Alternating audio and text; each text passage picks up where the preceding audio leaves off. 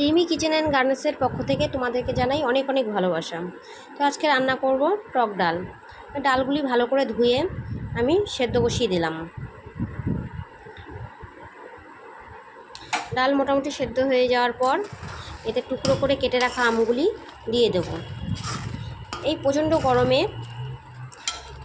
দুপুরে টক ডাল আলু মাখা খুব ভালো লাগে খেতে।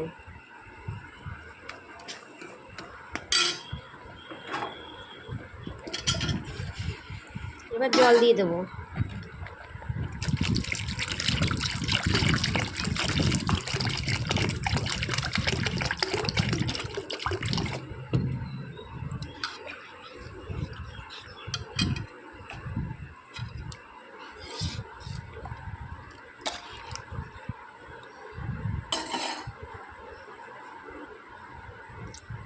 সামান্য হলুদ দিয়ে মিশিয়ে দিলাম।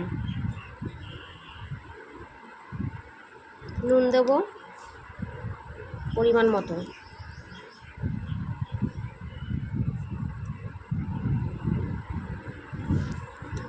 এবার একটু ফুটিয়ে নেব। সামান্য ফোটানোর পর একটি পাত্রে ডালটি নামিয়ে নিলাম।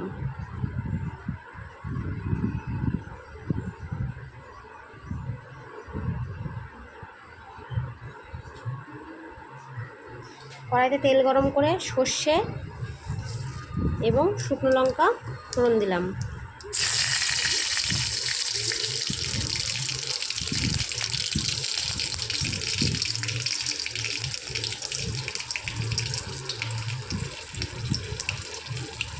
এবার ডালটি ঢেলে দেব।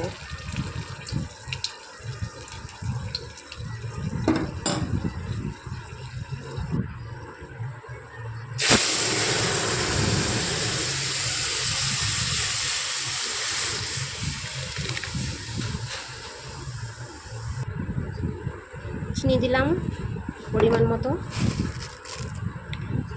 অনেকে টক ডালে মিষ্টি পছন্দ করে, অনেকে করে না, সেইভাবে বুঝে শুনে দিতে হবে। ভালোভাবে ফুটিয়ে নেব। আমগুলো সেদ্ধ হয়ে যাওয়ার পর একটু হাতা দিয়ে ডলে দিলাম, যাতে টক ভাবটা ভালোভাবে আসে, এবং ভালোভাবে ফুটিয়ে নেব।